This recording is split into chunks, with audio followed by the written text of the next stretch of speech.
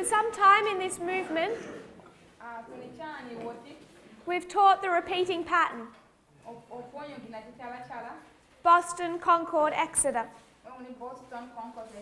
How a message comes, there's an increase of knowledge and a formalization.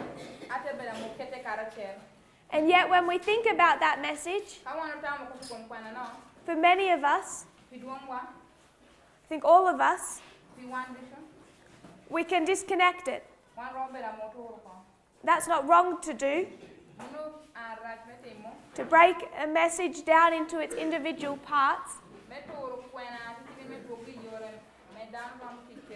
But we also need to be able to reconnect it. So we can properly understand what God is doing. There was a message that plowed God's people. A message that acted as the early rain. A message that acted as the latter rain. And you know it will be a message that acts as the harvester. This message is not many messages. It is specific. And that might seem hard to defend. Because even with our ploughing, we see two important messages. Reform lines and Daniel 11:40 to 45. And we can tend to split them. Like there are two different messages that plough us. I want to suggest, state, that is not so. They are linked. The one that opens up at the beginning is reform lines. It's absolutely fundamental to this movement. Every single light that comes afterwards is built upon reform lines. So reform lines are innocent. They don't challenge anybody. To say that Moses and John the Baptist fulfilled the same job function does not threaten anyone. Many people like that concept. I could meet someone in the world and they say, "What do you believe? What's your religion?" And I could say, "History repeats." That there's these periods of history, like Israel, Moses, Christ, where there's a specific work and that repeats through patterns and structures. Everyone will say, "That's nice." We might not agree. We don't feel threatened. We like that concept. Worldly people say that. Adventists say that. But it didn't stay with just reform lines. It developed to Daniel 11:40 to 45. And the principle of this, as in verse 40, there is the beginning of a reform line,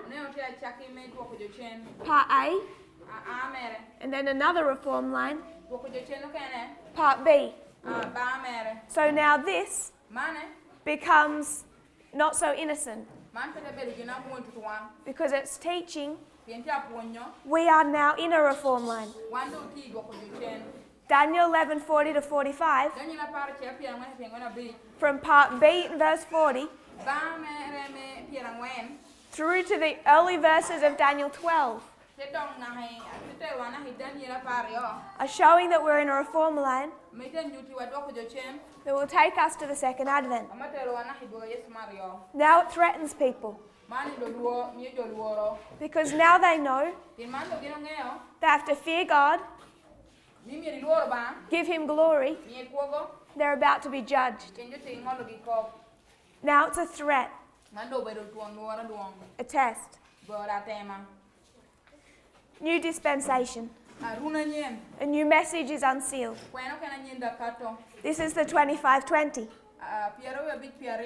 It teaches that you have a 25-20 year time span that can take you to 1798. And another 25-20 year time span that can take you to 1844.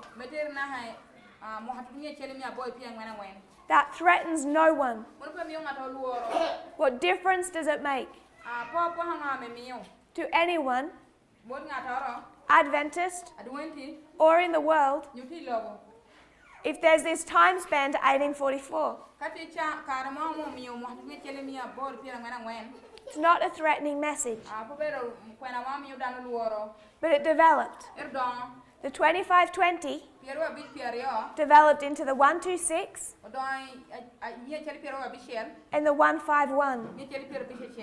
Now it impacts you. It takes us to 1989. It takes us to 2014. It says the Sunday law is 2 years away. And now it's a threatening message. And it requires a change in behavior. People like the reform lines. They don't like this. People love the 2520. Elder Jeff loves the 2520. He did not like this. New dispensation. This was all about the King of the North and the King of the South. Everyone accepted. Everyone loved those studies. Triple application. First World War plus the Second World War equals the Third World War. There's nothing about that study that needed anyone in this movement to change their behavior. The problem is, there's implications. The King of the North and the King of the South is the study of two powers in a church-state relationship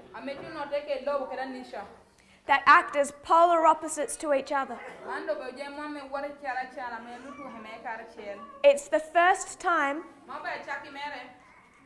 I would suggest, in history, ever, that God's people have had a definition of the King of the South.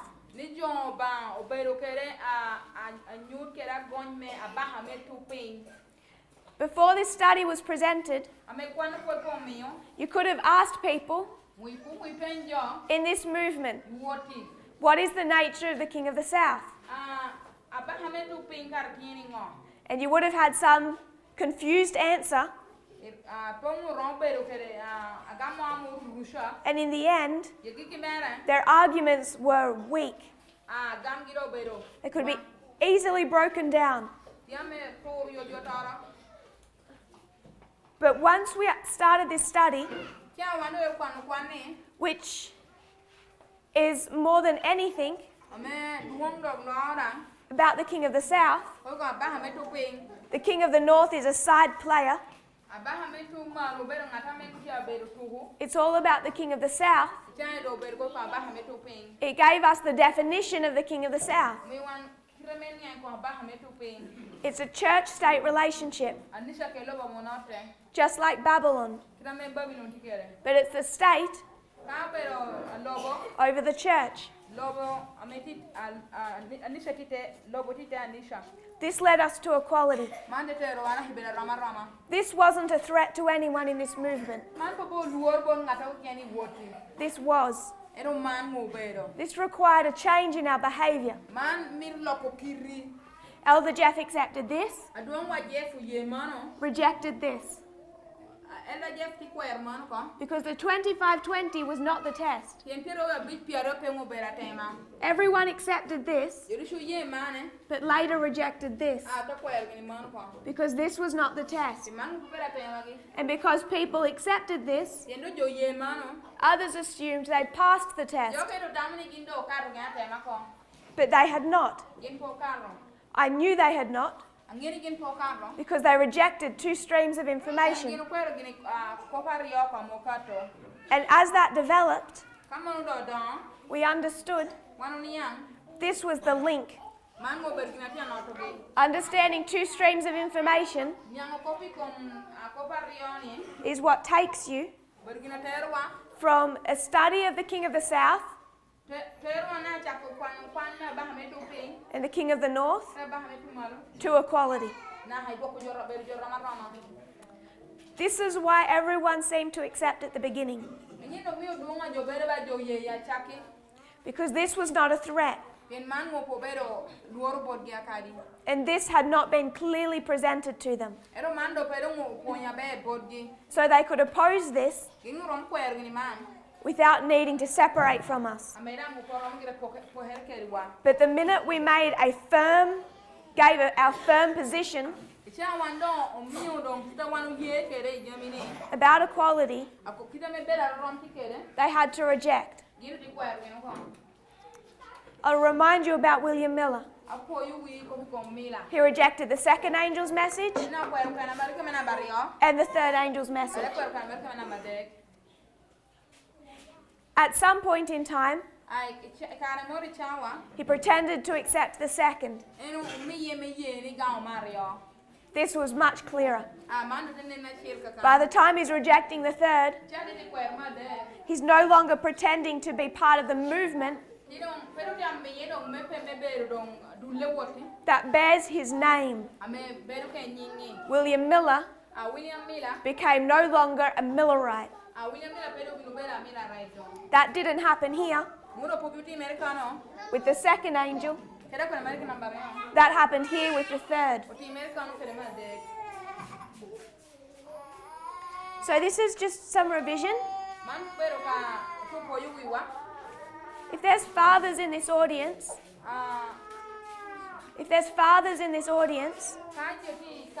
if they could help take care of the children, because they're all at the front, and I don't know why the fathers can't take some of the children, if they're here and able to do that, so the mothers can listen. So I want to focus on this dispensation,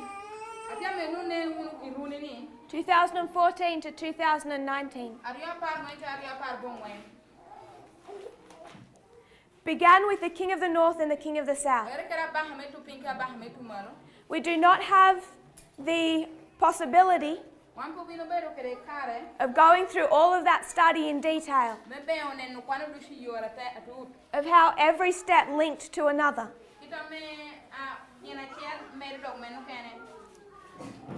But I just want to give us the basic outline. So if this doesn't seem comprehensive, we will, I can refer you back to previous presentations where we do this much more thoroughly. It's been laid out for over 18 months now. So all I'm going to do is give you the concepts.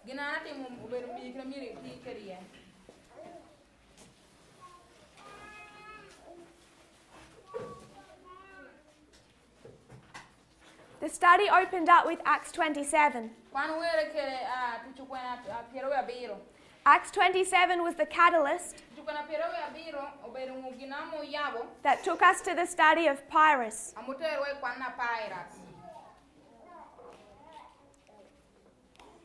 So Acts 27, we do it down here, showed us a journey on 2 ships.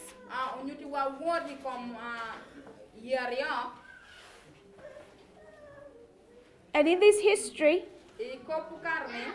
where we can take Panium to Sunday law,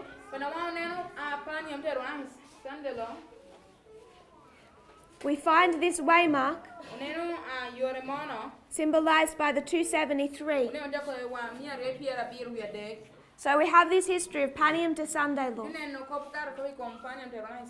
And this number, 273,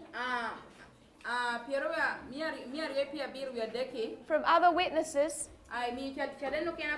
we're able to see is linked or symbolizing the Levites. So we can take this to another study. Once we go to 273 BC, it takes us to the same dispensation, a whole nother reform line,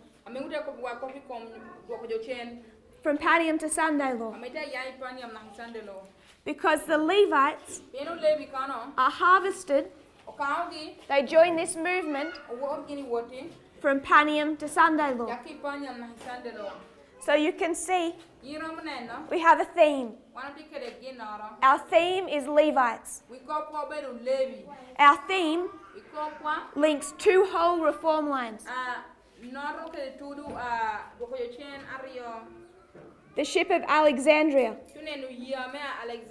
the experience of God's church, with another reform line, another line, about the king of the north and the king of the south. Alexandria, regarding God's church, king of the north, king of the south. But both have that same link, showing us the experience of the Levites. So Acts 27 becomes a key that unlocks the history of Pyrrhus. This was how it began. Understanding this link from Acts 27 to Pyrrhus.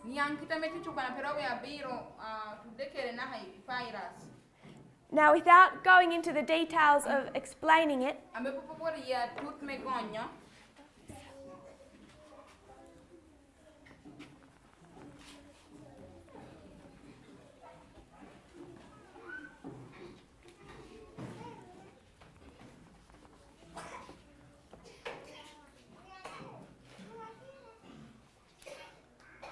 I just want to show us what developed from this. There's no time in 2 presentations to present it all and go through the steps.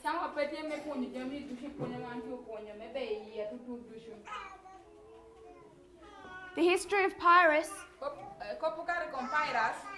took us, built piece by piece, the following model.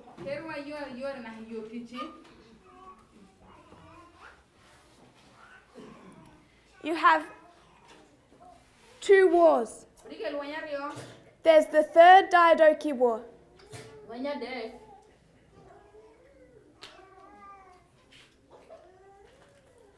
And the 4th Diadochi War. 2 wars. After these wars, you have another period we'll discuss in a moment.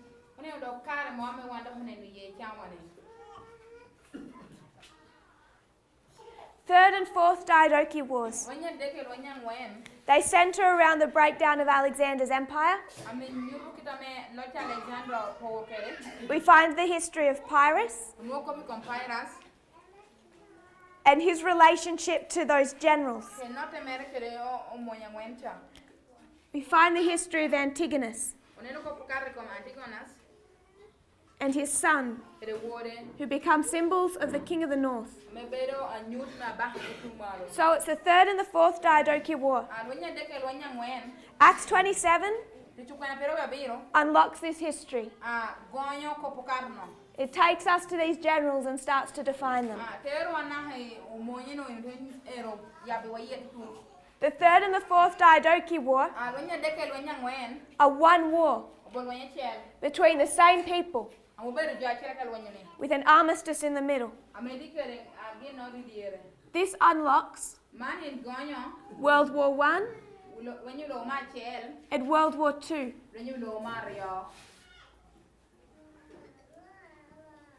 So the Third Diadochi War and the Fourth Diadochi War, they unlock the history of World War I and World War II.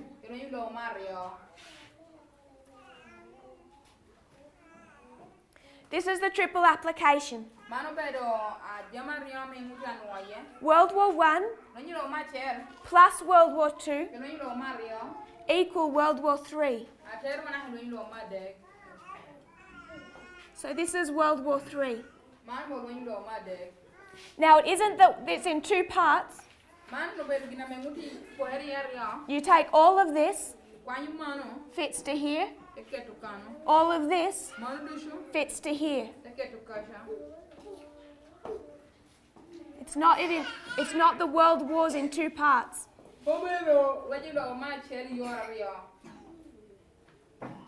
That's how we do a triple application. We don't say the first and second woe represent two halves of the third woe. It's not how we use triple application. World War I gives us the history of World War III. World War II gives us another history of World War III. When we start drawing them out, we will see how they fit. So they do fit together.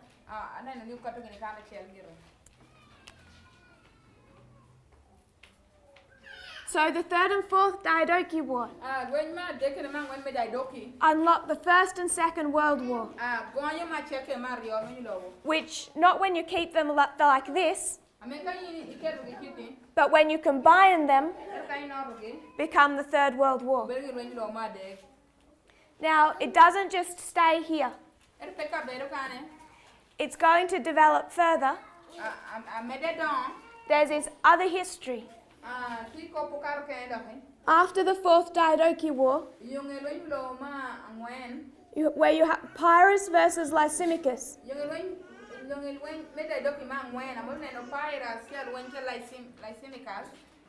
So after this war is completed, Antigonus and then Demetrius defeated, you find Pyrrhus versus Lysimachus. This history, this battle, war,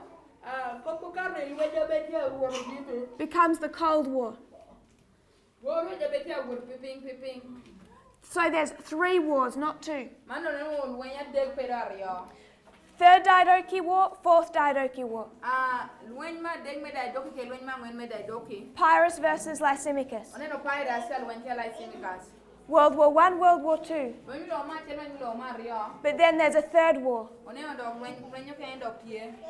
The Cold War. So you have 3 wars. World War III becomes a combination of these 2. We find it ending at Panium, but then it gives us extra information of the history of Panium to the Sunday Law. So it extends past. So to recap, I haven't proven how we do this. If we can just see the structure. The Third and the Fourth Diadochi War was unlocked by Acts 27. These lines unlocked World War I and World War II. It's this triple application. World War I plus World War II equals World War III. World War I and World War II are not separated like this, where you have War I, War II. Instead, you combine them. When you combine them, it becomes World War III. We're given extra information, like a bonus pack. There's another war. Pyrrhus fights with Lysimachus. This was a Cold War, fought through sanctions and subterfuge. Bring us to the Cold War. Exact same mode. These two show us the history of Panium to Sandalo. So World War III ends at Panium. But there's a process as the ripple effects of the end of that war take time to come to completion. If we were to take this model to the beginning of our reform land, what date is this?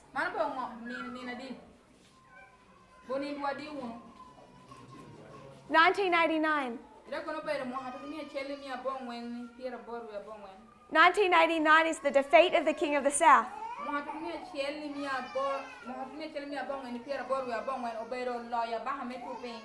Panium is the defeat of the King of the South. So you have the defeat of the King of the South here. But 1989, the death blow has been struck. The deadly wound inflicted. But if I received a deadly wound, it takes me time to die. The King of the South received a deadly wound in 1989.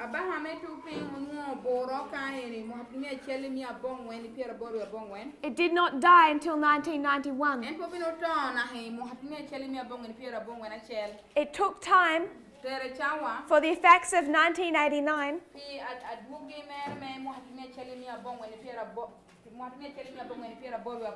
to fully break down the Soviet Union.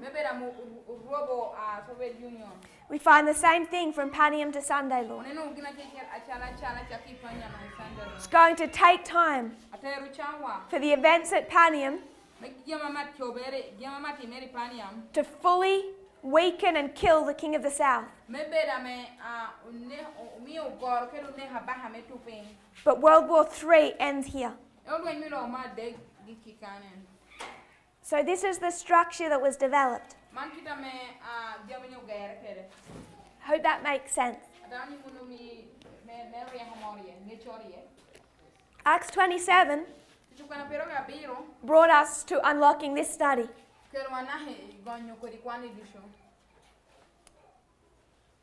We first unlocked World War II at the very beginning, beginning in 2016, early 2017. This was August 2019.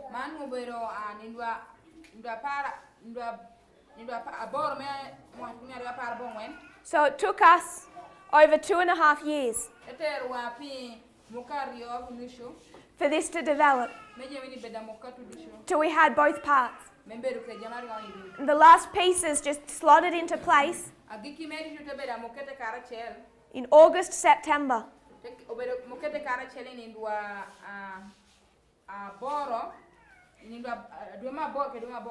That was the work of God. However Elder Jeff tries to say, this was human wisdom. Really, if I wanted to get a big head,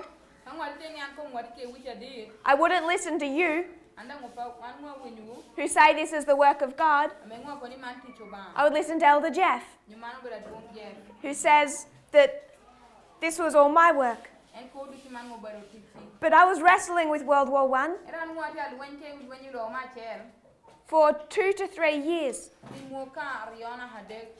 before it fell into place. I can't take you back through that experience. You have to take my word for it that I could not open this. However hard I tried. But it opened at exactly the right point in time to the week when this movement needed it.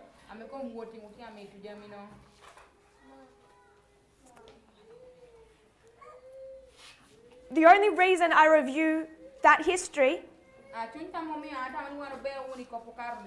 is not to say anything about myself, but to counter these arguments that it was my work. Was my work. I never went to university. I never liked history. I don't think I'm particularly clever. And I tried as hard as I could to open up World War I. I don't know how many of us have studied World War I. It's very complicated. But it opened up to the days that closed this message just in time. In fact, it really slotted into place the final elements of this after the study of equality. So, when Elder Jeff says, this study is the work of God, but Tess intentionally twisted this study because she wanted to teach two streams of information and she wanted to teach equality. So he says, this is the work of God, this is the work of Tess, this is the work of Tess. The reason why God didn't let World War I open until after these studies had already begun to be presented in a clear and emphatic fashion is because that destroys his argument. This study was presented in October 2018. But there were major elements of it that were missing.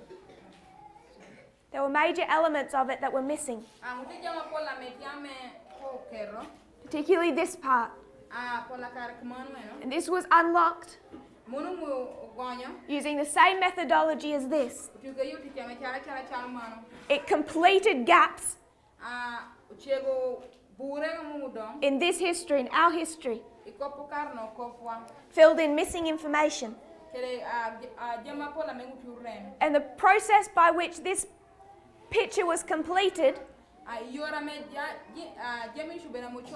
began in 2016 and ended in August 2019. So if Elder Jeff says this is the work of God, and this is the work of Satan and myself in union, then he has a problem accepting this. Which is why they can't fight it. They don't even speak about it. They don't present it. They pretend it doesn't exist. Because equality is intimately linked to the study of the King of the North and the King of the South.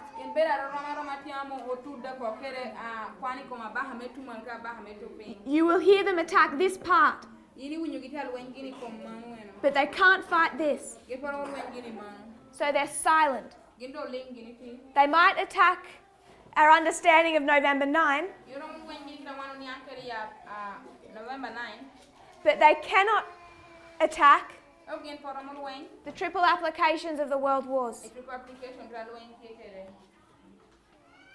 So I want us to review these histories and see how they combine. We're going to combine two because there's a history of piracy in Italy which acts as extra information. It gives us piracy in two parts. It's another layer here. But we'll combine them.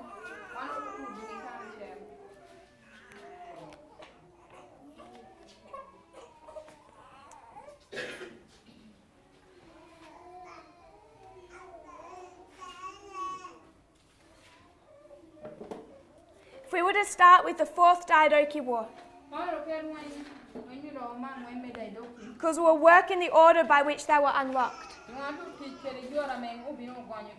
not the order on the board. So Fourth Diadochi War first.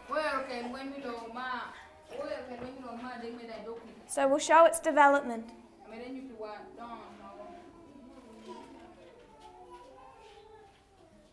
The Fourth Diadochi War began when the King of the North takes satellite states, one particular satellite state, from the King of the South. So what began this war was the taking of this satellite state.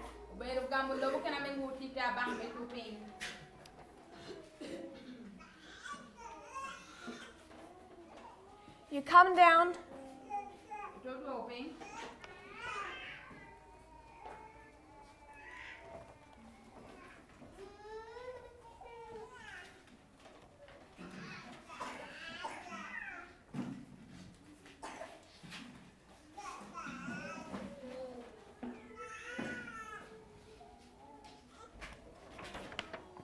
to 2014. You have the King of the North plus the King of the South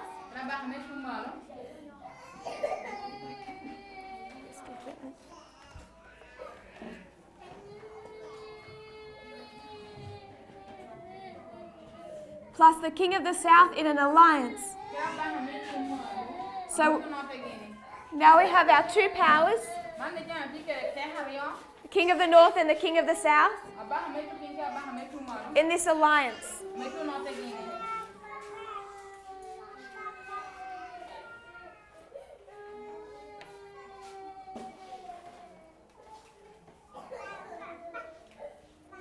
That's one thread. But if we remember Pyrrhus's history in Italy, you also have the King of the South attack a satellite state. I'm going to stop calling them satellite states and call them spheres of influence. So the King of the South takes a sphere of influence, violently attacks it. At the same time, you see this alliance. And then we have the history of 3 battles.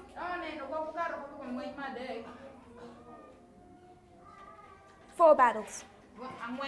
Ipsus, Heraclea,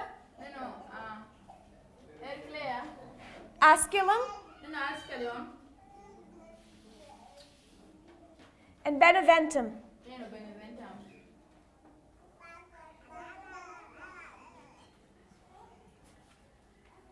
Ipsus, Heraclea, Asculum, Beneventum. Beneventum is the defeat of the King of the South. This takes us to the end of that war. He's defeated here. Death is inevitable. But it's going to take a period of time. Defeated here. Progressive fall into Argos, where you find the king of the south killed. So this is the progressive fall.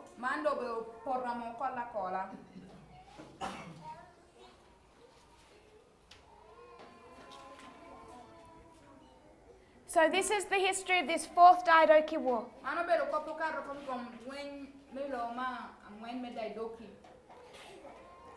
In connection with Pyrrhus in Italy, the Pyrrhic War. Because we could complicate this and explain there were two wars that unlocked World War II.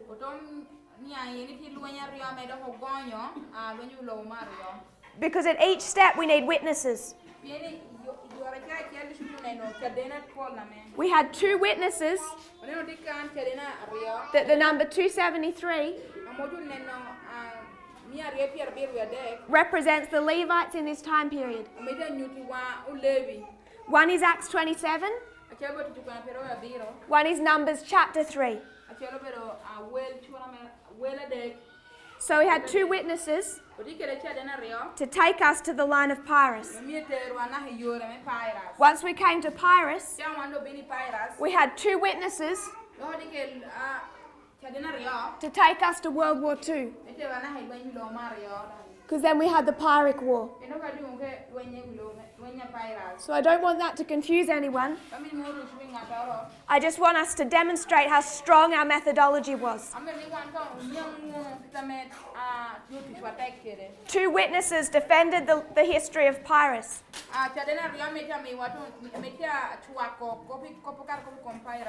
Two histories of war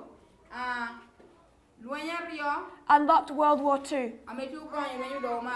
At each point we have multiple witnesses. That's why the study was able to move the way it did. Because every time the study developed and we took another step,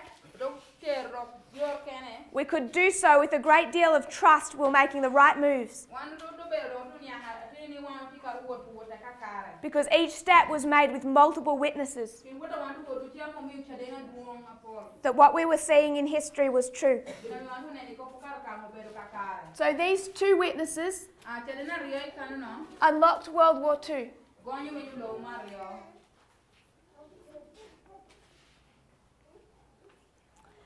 So we came to World War II next. We're missing a lot of information in these wars. But we have to do that for time. World War II began with a proxy war between the king of the north and the king of the south.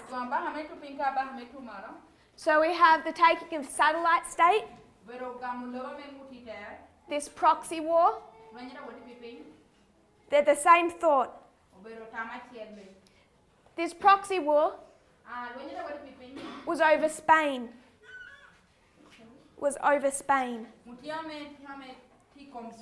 A proxy war between Hitler and Stalin. This was the war, a proxy war between Rome and Tarentum.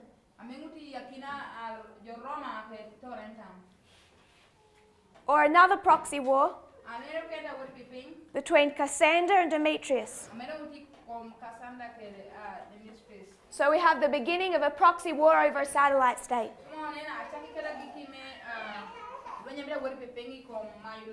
In World War II, this is over Spain. If you've heard of the dictator Franco, he was a fascist, like Hitler and what was the Italian? Mussolini. Hitler, Mussolini, Franco. Because the fascists won the proxy war. After they just fought a proxy war, everyone knows that they're arch enemies, but they go into an alliance. The Molotov-Ribbentrop Pact.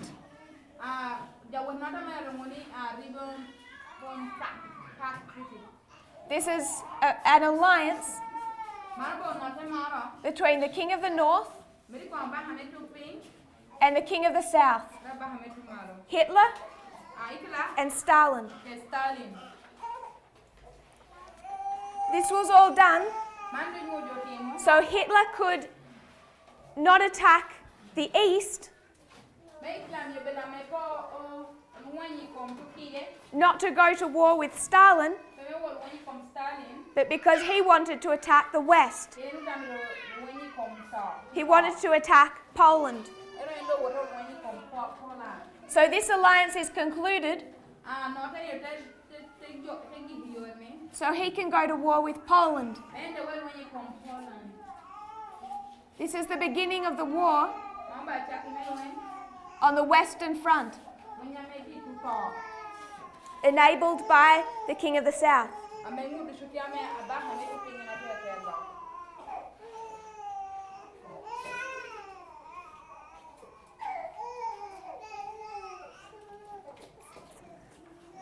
We need a bigger board.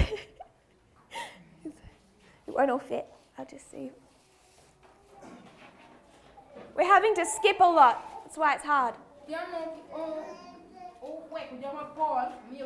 Just want us to note the Battle of Ipsus. You find 3 allies. With Poland, you find 3 allies. You always see this pattern of the 3 and the 3. You find that the pact crumbles.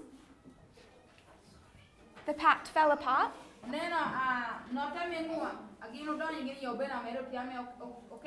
It's broken. So the King of the North and the King of the South are in an alliance. This allows the King of the North to attack a different front, the West. They do this together. So they go into an alliance. The King of the South helps the King of the North start a war. But then their alliance begins to crumble. So Ipsus is a war where the King of the North and the King of the South are working together. Then they start to fight. The pact is broken, but this is just a small warning of what's about to come, which is open war. This is Operation Barbarossa, the beginning of war on the Eastern Front. So Stalin and Hitler, they're allies. They conclude this alliance. Hitler helps Stalin. Stalin helps Hitler to begin a war on the West. Their relationship begins to break down. And then these allies go to war. They go to war from 1941 to 1945, the end of the war. Now remember what we've taught about failure and success. These are alpha histories. This is an omega history. And you can prove that on 2 witnesses. You can prove that through the history of Pyrrhus. You can prove that through the history of the papacy. Again, alpha and omega histories. Failure and success. Two witnesses. The history of the papacy, which is the counterfeit. It's the alpha history of the counterfeit. Second witness, it's the alpha history of Pyrrhus that connects. So even if you don't understand the details of that, it's two witnesses to say that this is a history of failure and alpha history. If you want to bring in our own reform lines, you have three witnesses.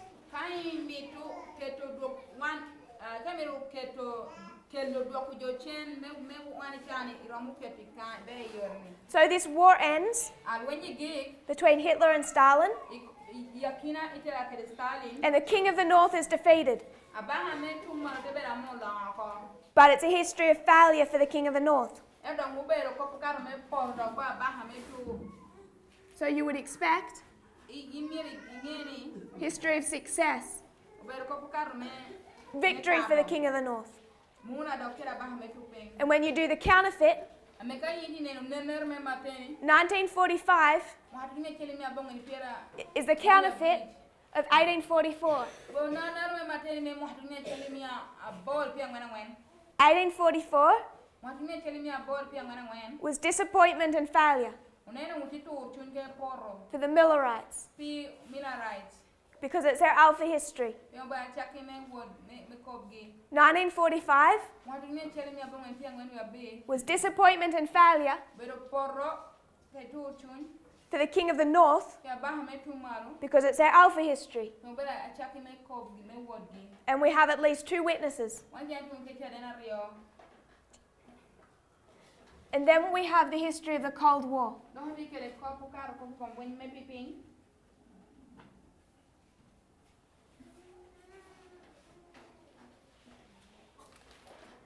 Then we come to our third.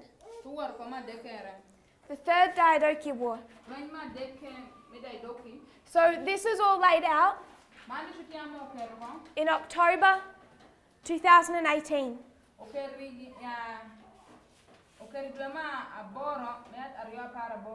And what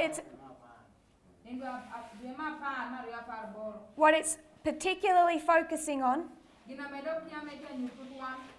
is 1989, the time of the end,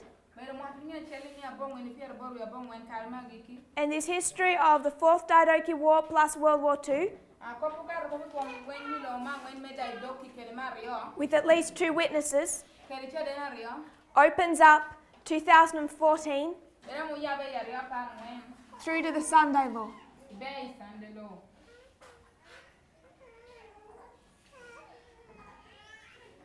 Because this was our focus. The midnight cry was to open up this date, 2019. So it's focusing, drawing all of our attention to our dispensation here of 2014 to 2019. This relationship between the king of the south, Vladimir Putin, and the king of the north, in these stories, Donald Trump, lining up with Hitler. So this is what opened up from 2016 to 18, presented in October 2018,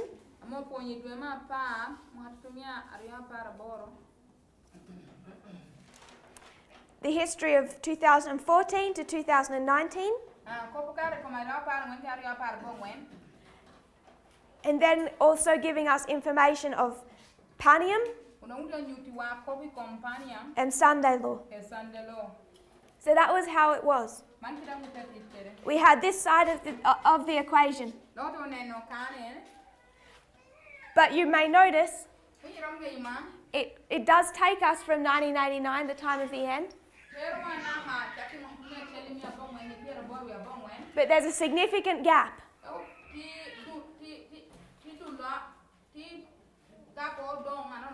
Now I said before, it's not World War I, World War II. You have to combine them.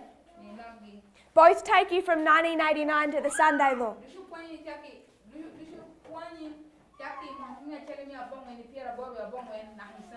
So they're both combined or overlaid. But at the same time, World War I particularly unlocks the early history, while also covering this history. So it won't give us as many details for this history. It'll still cover the major waymarks. But the focus of World War I is here. And the focus of World War II is here. So you have to combine them. They'll all take you from 1989 to the Sunday law. But the majority of information you find in World War I is to unlock the early history. The majority of information you find in World War II unlocks the later history. I hope we can see the providence in that as well. When the midnight cry is to be presented, what it is meant to do, first, largest priority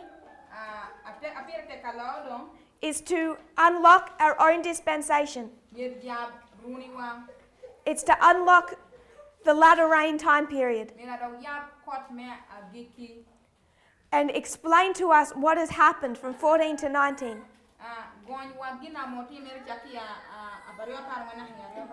So I see it as the hand of God that He would give us World War II first, so our focus can be drawn appropriately to our own dispensation, focusing on the close of our probation. So World War II came first in the history of 16 to 18.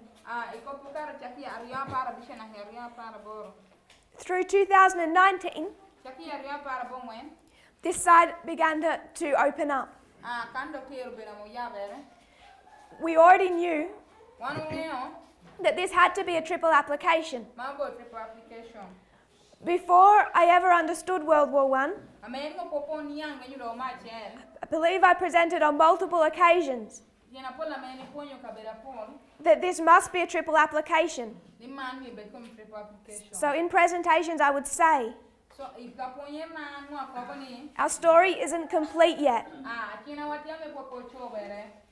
because I hoped people might look at World War I. So we knew from early on that this must be a triple application, and we're only utilizing half of that. So the other half had to unlock. So the first witness is a triple application. That's why we knew we needed World War I. Second witness. Third and fourth Diadochi Wars. One war between the same people. Antigonus versus allies. Third war. Fourth war Antigonus versus allies. Towards the end of it, it's his son Demetrius versus the same allies. So through that whole history, up to here, it's the Antigonid dynasty versus Cassander, Lysimachus, Seleucus and Ptolemy. One war with a break. We knew that this represented the one war with a break.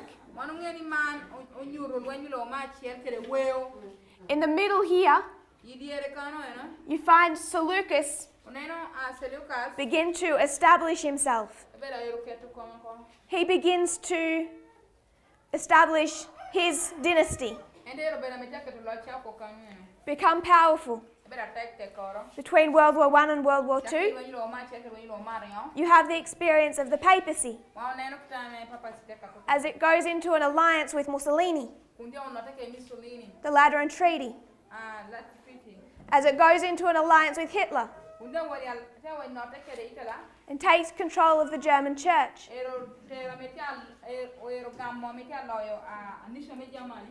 You have Antigonus, the king of the north. But you also have Seleucus. And Seleucus is rising between these two wars. So the papacy was rising between these two wars. You can call both the king of the north depending on your story. We know that we have the United States and the papacy. Here you have Antigonus and Seleucus. We all know the symbology attached to Seleucus.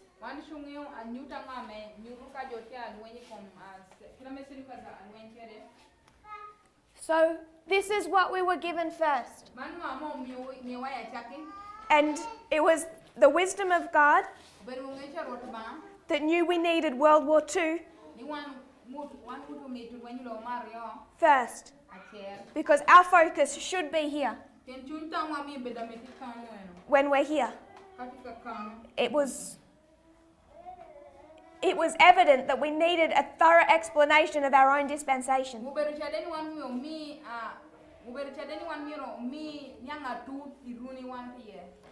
So to repeat myself, triple application. World War I, World War II. Both take you from 1989 here to the Sunday law here, and showing completion the relationship between the King of the North and the King of the South.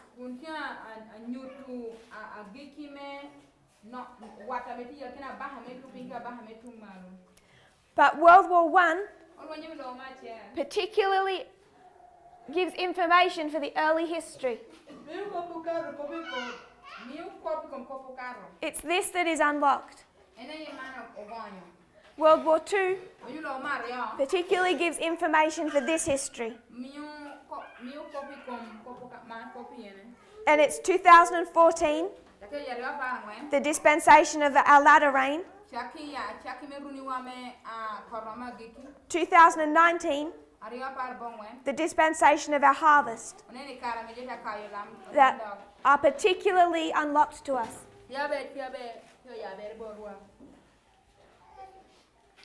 So after this was all presented many times, the Third Diadochi War opened up.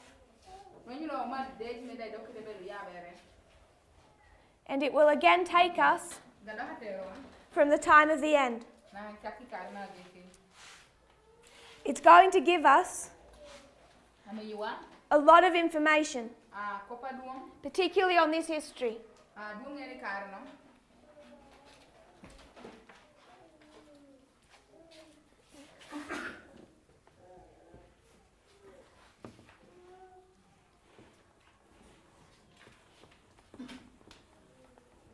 It it becomes difficult to present these quickly, particularly when you're coming into the history of World War I, the Third Diadochi War, because they're really confusing histories. So when presented, it's best done slowly.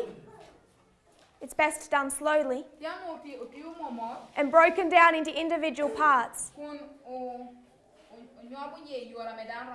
And when you see that common thread, remove it from all the noise. It's really quite simple. It's not complicated. What complicates it, there's a lot of surrounding noise, particularly when it comes to World War I.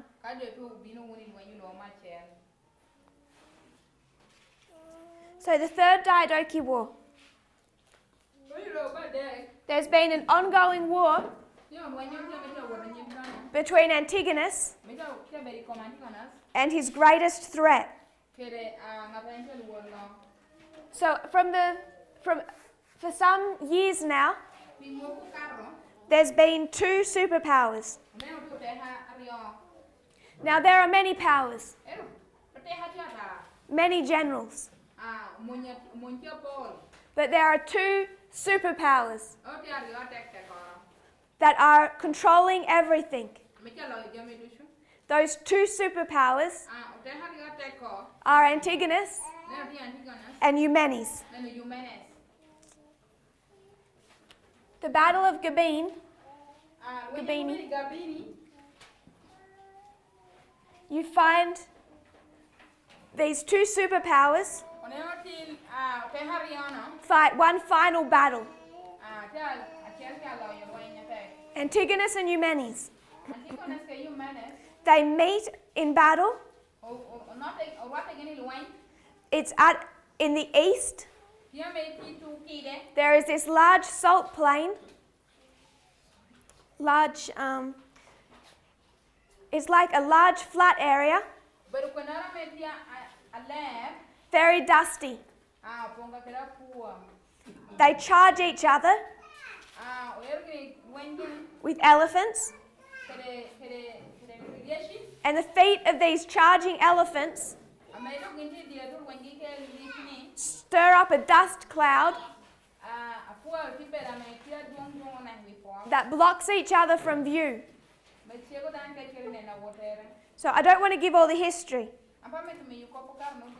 The points that are relevant. Because of this dust cloud, it confuses the battle. Neither side clearly wins in battle. How Antigonus defeats Eumenes is through subterfuge.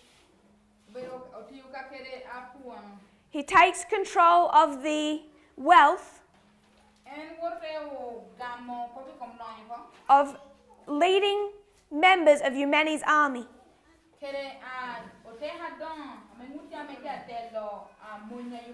He captures their families and belongings. So this war is not ended in battle. It's when Eumenes,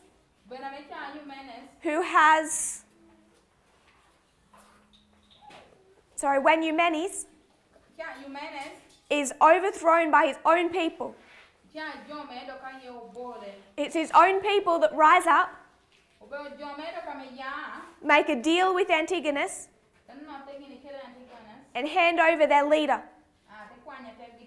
So it's the work of Antigonus. It's him that convinces the people to do this. But it's Eumenes' own people that overthrow him. So this is the Battle of Gabini. But neither side clearly win in that battle. Instead, the results of this is the defeat of Eumenes from the inside by his own people. as Antigonus convinces them to rise up and overthrow him.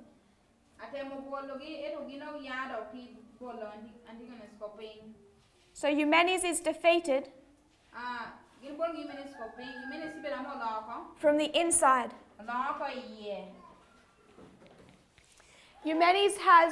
Antigonus has two allies. Seleucus and Python. So there's two allies. Seleucus and Python. So I'm going to make direct application, because otherwise we'll lose all these threads. Fourth Diadochi War. World War II. Show us there has been a proxy war between the two superpowers. The Third Diadochi War shows that one of those superpowers, Eumenes, representing the Soviet Union. Eumenes had control, not directly, but through proxies, of all of the eastern satellite states of Alexander's empire.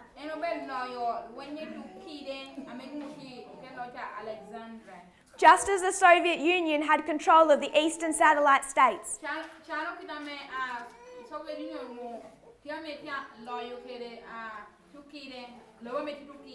So whether it's the Third Diadochi War or this history of the Cold War, it's all fought in and over eastern satellite states.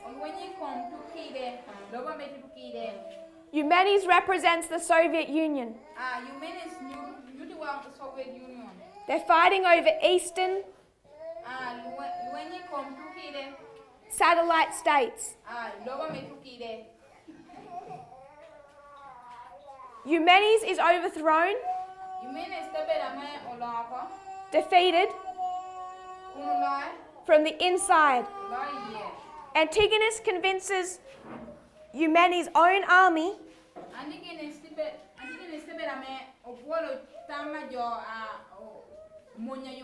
his own people to overthrow him. The United States convinced the people of the Soviet Union to dismantle their own government. Who tore down the Berlin Wall?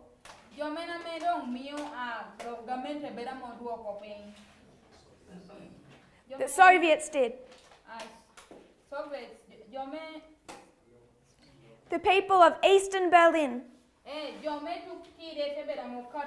the people of the Soviet Union, tore down their wall, conducted revolutions, protested, overthrew their own government. Eumenes from the inside, Soviet Union from the inside, fought in and among eastern satellite states. And Antigonus, the king of the north, had two allies. The United States had two allies. The first was the papacy. John Paul II, who believed it was his work, life and death message for the papacy,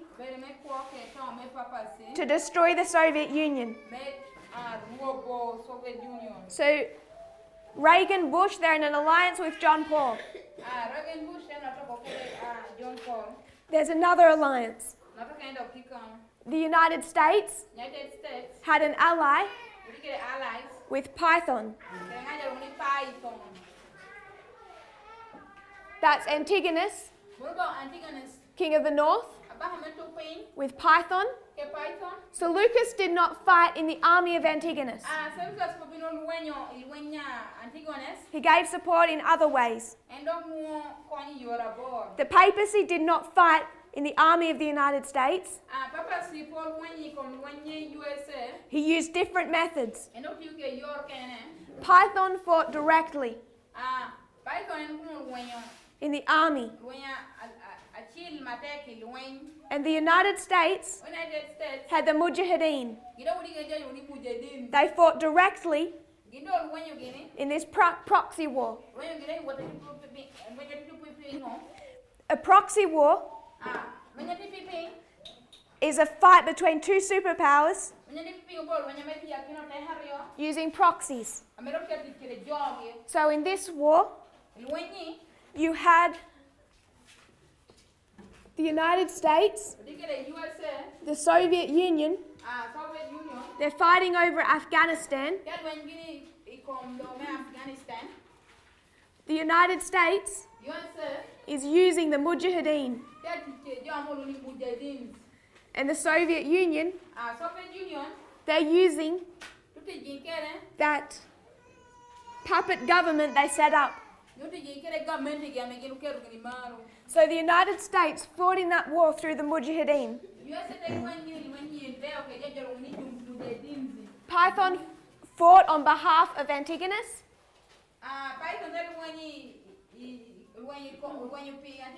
The Mujahideen fought on behalf of the United States.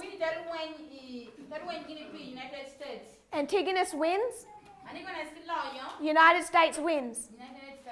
They defeat the enemy from the inside using two allies. One who fights directly, one who uses other methods. And they take control of the eastern satellite states of the empire. You go from two superpowers restraining each other to one superpower. You go from two superpowers, the Soviet Union and the United States, to one superpower. And now you have the introduction of the United States as a dictatorship. We said before, this is 1989 to 1991. So if you want to know what the United States looks like as a dictator, it's already told you. If you want to know what that head looks like, up here, this new head, you've already seen it in action. This is not the UN. This is the United States, after the defeat of the King of the South, acting as a superpower.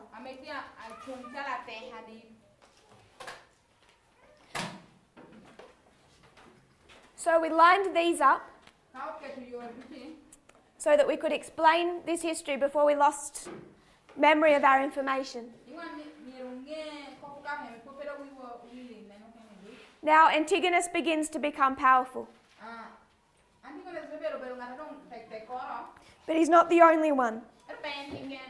Python is also going to grow in power.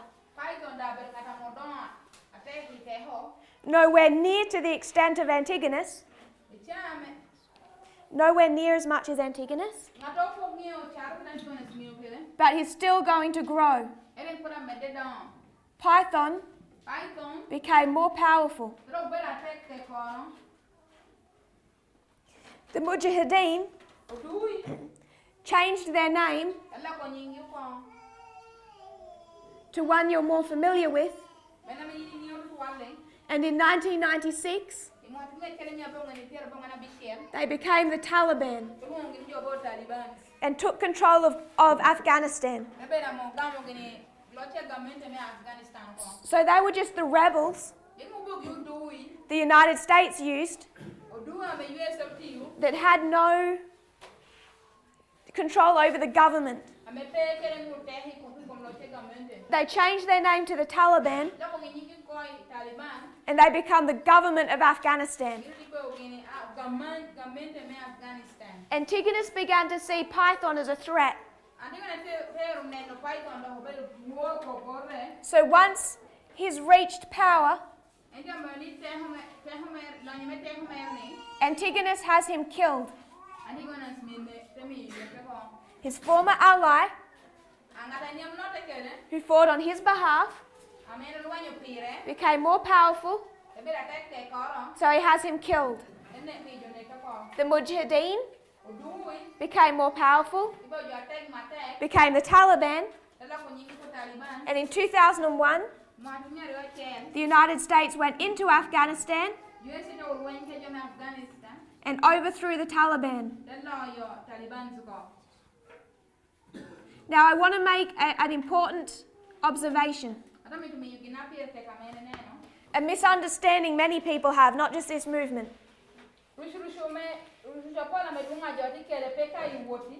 The United States made a significant mistake here that they recognize now. It becomes important to recognize that mistake because the lines demonstrate it.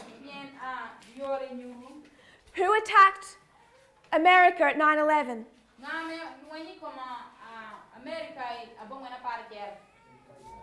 Al-Qaeda. Is Al-Qaeda the Taliban? No. So you have Al-Qaeda.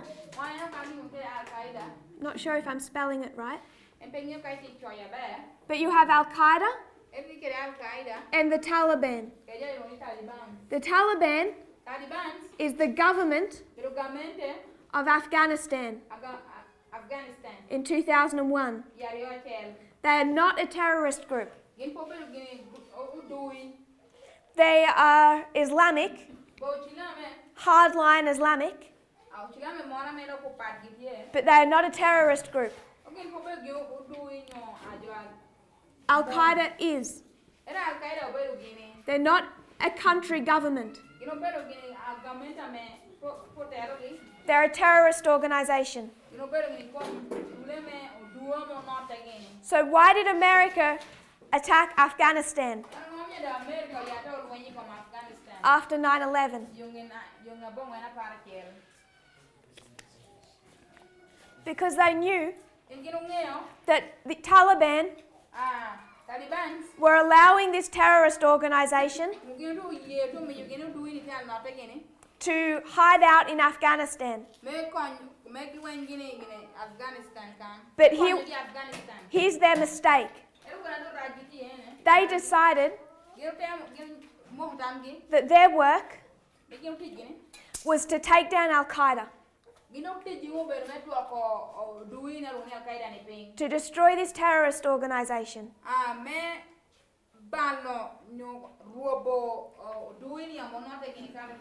So in 2001, they go into Afghanistan and their job description said destroy Al-Qaeda. Once they entered Afghanistan, the American government and generals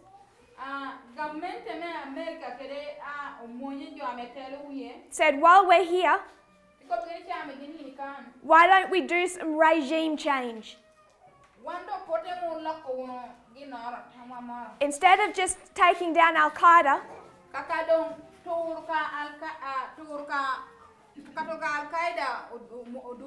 why don't we change the regime of Afghanistan and take down the Taliban?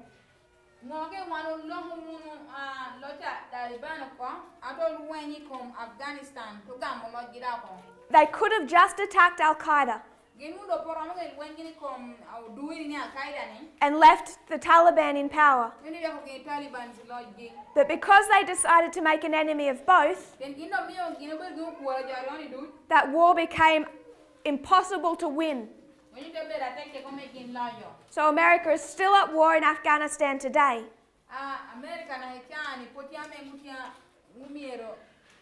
It's still at war. It's been 19 years and this war has not stopped. They can't stop the war. They can't win the war. Because the Taliban is closely knit with Afghanistan society. And you just can't eradicate it. So they made an enemy of the Taliban, overthrew their former ally. It becomes important we separate the government from the terrorist organization.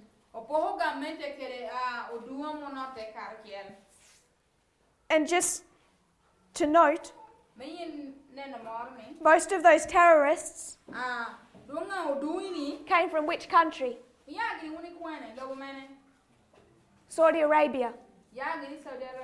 And this organization is largely funded by Saudi Arabia.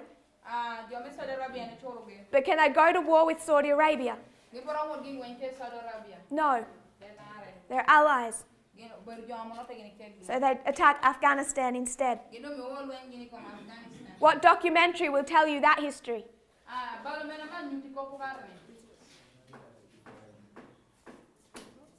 Sorry? Bitter Rivals? I don't know that one. I should. Michael Moore? Fahrenheit 9/11. If you want to understand that history. It was done in 2004, so it won't give you later information. But it'll explain some of those connections. So we'll stop now. I don't want people to get confused by all the details. Don't get lost in information. What I want people to see is the structure that's developed, and at each point by these multiple witnesses. From Acts 27, 2 witnesses to take us to this history. History of the Levites. It's a whole line that takes us to a whole line. Not cutting stories. The number is an original link.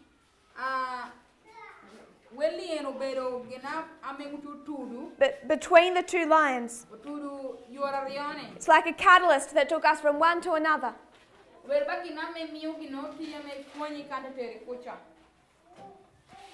But please make note, the evidence for this does not hang on the number. The evidence is on the connected histories. So 2 witnesses took us from Acts 27 to Pyrrhus. Pyrrhus in 2 witnesses took us to World War II.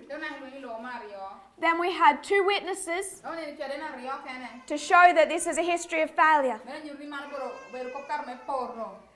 The study of the counterfeit,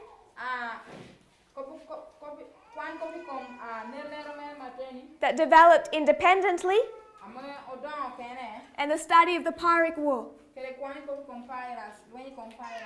So a complete other study on the counterfeit gave us a second witness.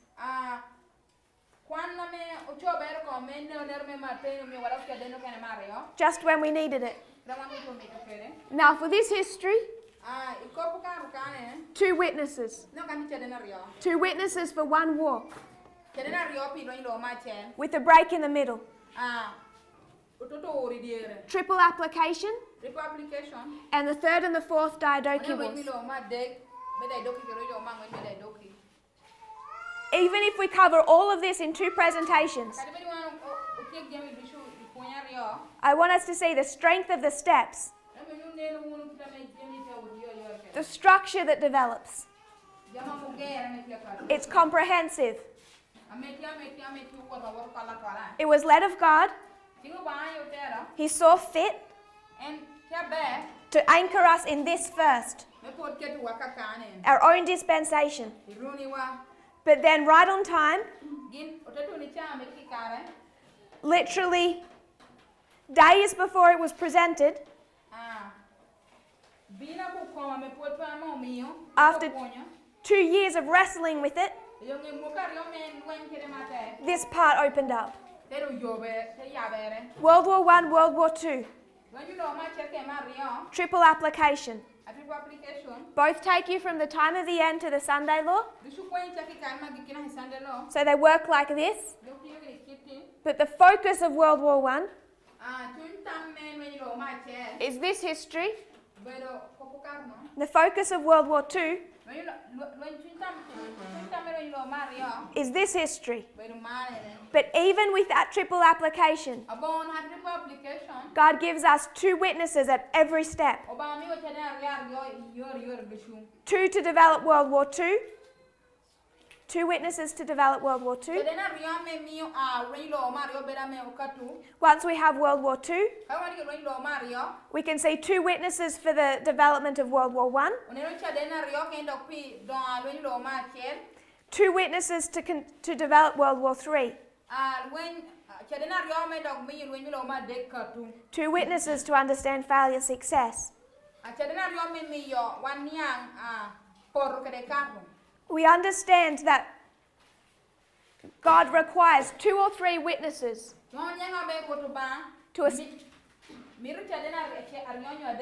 to establish something. And each step was developed with multiple witnesses. And people may get fixated on the number 273, but none of this hangs on numbers. What does it hang upon? Lion upon lion. All of these studies hang upon the methodology God gave us in 1989. Not numerology, but line upon line. We'll complete this when we come back. If you kneel with me, we'll close in prayer. Dear Father in heaven, thank you for your Sabbath day. We know that the camp is coming to a close. Lord, there is so much light you've opened up to this movement over the last 31 years. May people not become confused or overwhelmed by details of information, as important as those details might be. I pray that they will see the methodology that you're using, the structures you have given us, and how you have led in the development of these truths. I pray, Lord, for this Sabbath day as we study together, that we might be able to encourage each other, strengthen each other, be a blessing to each other, and that each of us as we leave this camp might find ourselves well established in the truth, not in every detail of information, but in abiding trust that you have led and will continue to lead this movement. I pray this in Jesus' name. Amen.